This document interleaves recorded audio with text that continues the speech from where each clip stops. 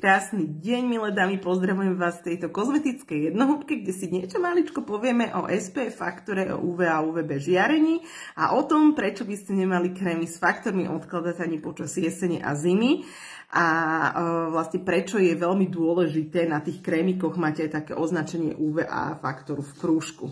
Takže slniečko je veľmi dobrý vlastne sluha, ale zlý pán.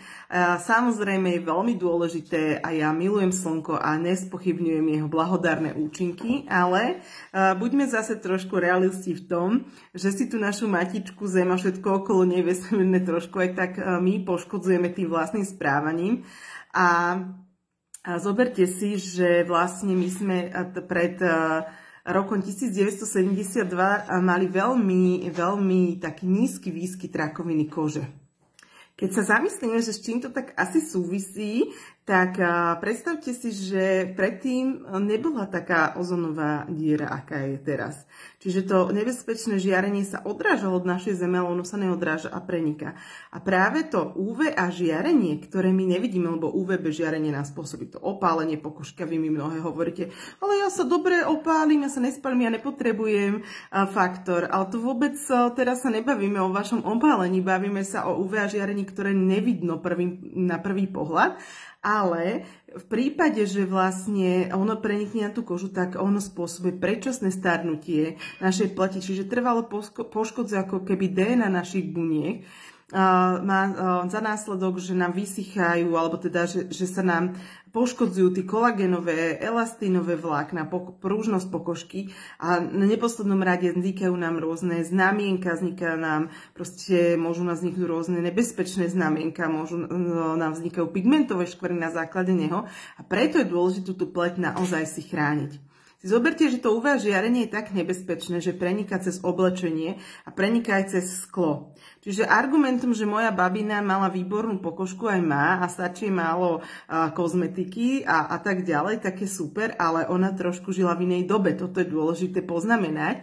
A dokonca vedci zistili, že vlastne iba 20% starnutia našej pokožky je spôsobené vlastne geneticky, alebo dá sa povedať prirodzenými procesmi takými tými, že starneme. Až 80% je na základe tohoto všetkého, či je to životný štýl, či ako proste spíme, čím sa krmíme, čím tú pokožku vyživujeme a dokážeme až 80% ovplyvniť.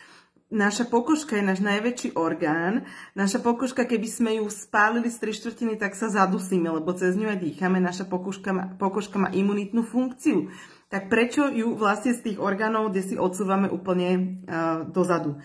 Všetky naše krémy, či je to Tanwise 3D kolekcia, či je to Tanwise Repair kolekcia, či je to Botanical Effects kolekcia alebo pánsky krém, majú SPF 30.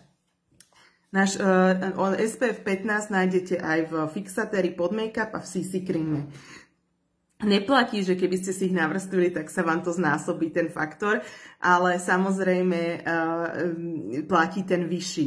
Takisto máme SPF faktor 30 a 50 v našich opalovacích krémoch. Tento rok si ich už u mňa v lete nezohnali, lebo neboli v ponuke, pretože sa ešte vylepšujú, budú ešte kvalitnejšie. Takže chráňme si tú pleť a mnohí pôjdete aj na hory. Tam zase už hrozí aj to riziko spálenia pokožky, ale hovorím, to UV a žiarenie nám preniká aj cez sklo. Zoberte si, koľko vy napríklad trávite času v aute.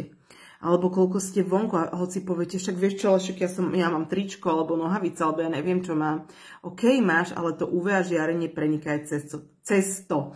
Takže chráňme si naozaj tú našu pokožku, ten náš vzácny orgán, starajme sa o ňu, vyberáme si kvalitné produkty, nezabúdajme na tie faktory a hlavne si všímajme, aby vlastne, keď tam máte ten uvedený faktor, aby tam aj ten UVA faktor takto bol v tom krúžku. Tak verím, že som vám trošku ozrejmila aspoň maličko tú problematiku s týmito faktormi v krémikoch a na čo sú tam. Mnohí niekedy mi poviete, že vieš čo, však ja si dám sérum, ja už si krém nedávam, moja pleť to nepotrebuje. Každá pleť potrebuje ešte aj ten 4. krok hydratačnej starostlivosti plus ochranný krok. Plus ešte výborné na deň dávať si teda aj CC cream alebo minerálny púdrový make-up alebo podkladovú bázu, proste niečo, čo ešte dáte taký ochranný kabátik, ale už v tých krémoch zabezpečíte tú ochranu proti tomu UV a žiareniu. Takže keď ste niekde dlho pri slnku a podobne, tak ono nie je vôbec od veci byť s tým opalovacím krémom natretá aj pod šatami. Ono to má nejakú úlohu. Ak teda ten opalovák má aj ochranu proti UV žiareniu, to je veľmi dôležité ešte podotknúť. Krásny deň vám želám a nádherné zdravé pokožky. Nezabúdajte, až 80% vieme ovplyvniť my. To je dosť veľa. Majte sa, v prípade otázok mi pokojne napíšte.